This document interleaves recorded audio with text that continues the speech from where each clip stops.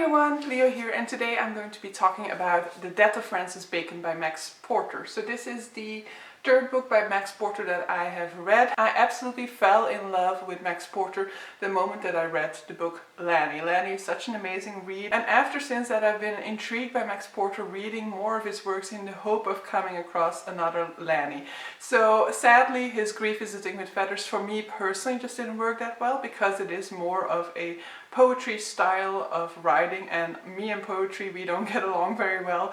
And sadly that is in part also the case with his newest work, The Death of Francis Bacon.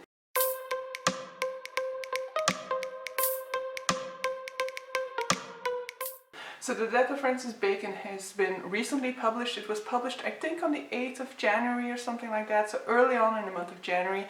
So I pre-ordered it, of course, and immediately started reading it once it arrived on my doorstep. Now, The Death of Francis Bacon is quite a challenging read. I think the good thing about Lanny, and what made Lanny such a beloved book, is that it combines the beauty of Max Porter's language with a much more accessible plot than we might get in Grief Visiting with Feathers or in The Death of Francis Bacon. And so for me personally as well, this book is not a new favorite or anything like that. However, it is also a very thought-provoking work, and one that definitely got me intrigued a whole lot into the character of Francis Bacon himself. So in this one we are following the death of Francis Bacon. What a surprise! So we are looking in on Francis Bacon in the final days before he dies in Madrid at the end of his career. And the way in which Max Porter is telling this story, because there's not really a plot line to this story, Max Porter is basically drawing paintings with words. So Max Porter himself has definitely said that that is his intention with his work. It is the intention, it is an attempt at painting through language. And let me tell you that in that at least he succeeds very much, and that the language that he uses throughout this book is just amazing, it's just brilliant, it's just beautiful and captivating.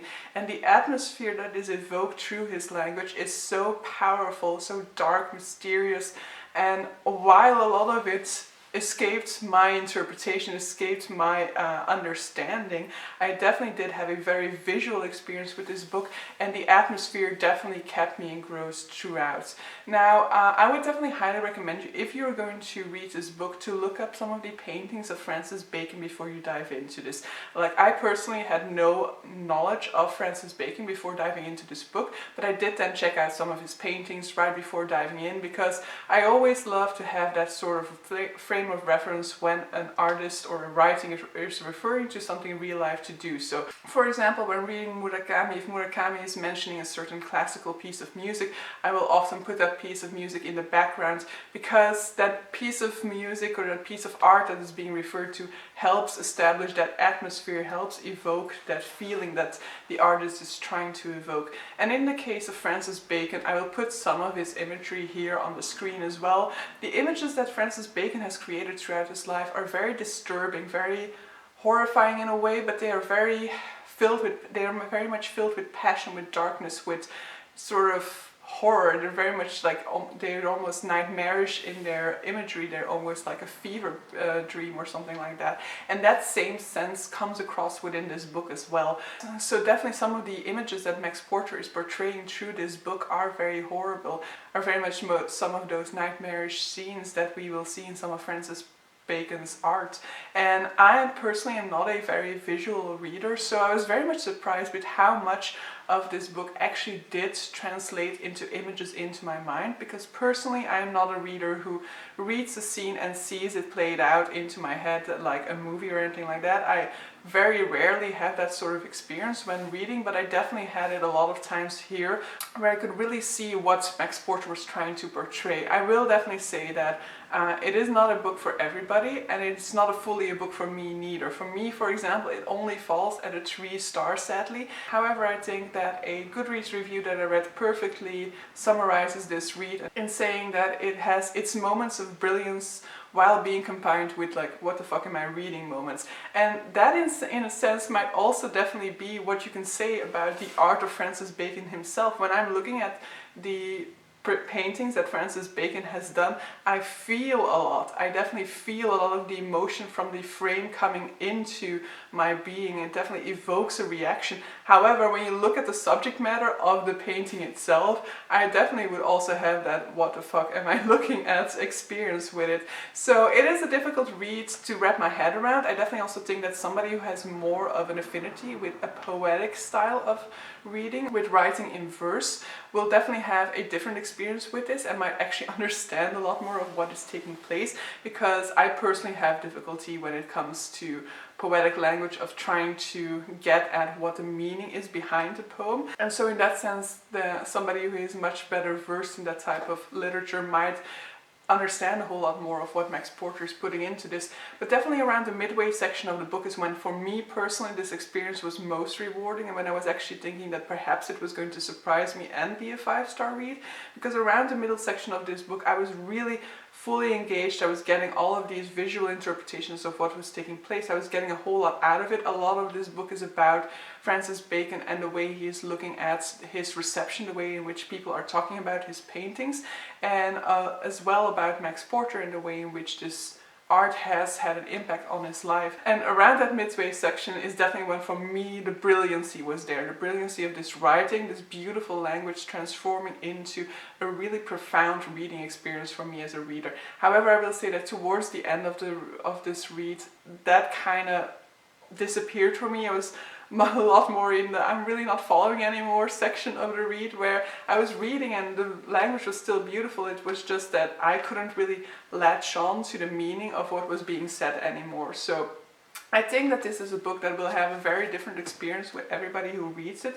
So whereas I had a big experience with the middle section of this book, somebody else might have a lot more of an interpretation with the end of the book, the beginning of the book, for example. But what it definitely manages to do very well was, first of all, evoke feeling in the reader, evoke a reaction, evoke this beautiful, dark and gloomy atmosphere, this nightmarish, feverish atmosphere, but also really make me interested in the figure of Francis Bacon. We learn nothing about the figure of Francis Bacon through this book, but because of the emotion and that Max Porter was able to bring forward in these moments of brilliance for me, I grew very intrigued in finding out more about Francis Bacon. And I will actually link down below a YouTube video that I saw, a documentary that was put on YouTube that was made by the BBC about Francis Bacon, about his life, his pieces of art, which was like, even though I obviously knew about his dark, nightmarish atmosphere to his work, there's just so much to his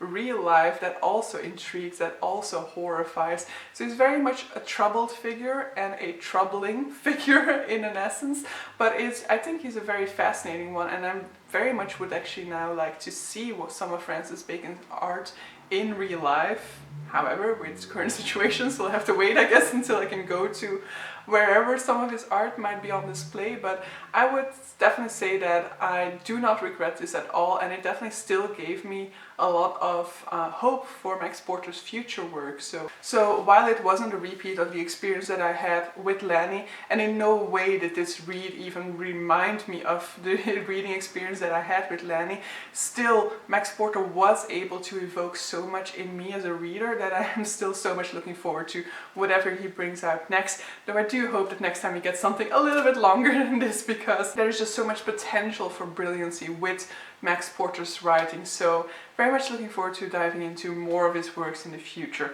So I think that is more or less what I'm going to be saying within this review. I know it's not a profound interpretation of this book or anything like that. I just really wanted to put a sort of short review out there for people like me who have read other Max Porter's work and who maybe were kind of hesitant going into this one, to kind of push you to try it out. You know, it's not a long read. It took me maybe 2 hours or something to get through this book, and so I would definitely say that if you've enjoyed one of Max Porter's books in the past, definitely do check it out and see what your experience is with this one. But so yeah, that's going to be it for this review of The Death of Francis Bacon by Max Porter. I hope you still enjoyed this very brief review, and hope to see you guys for a future one.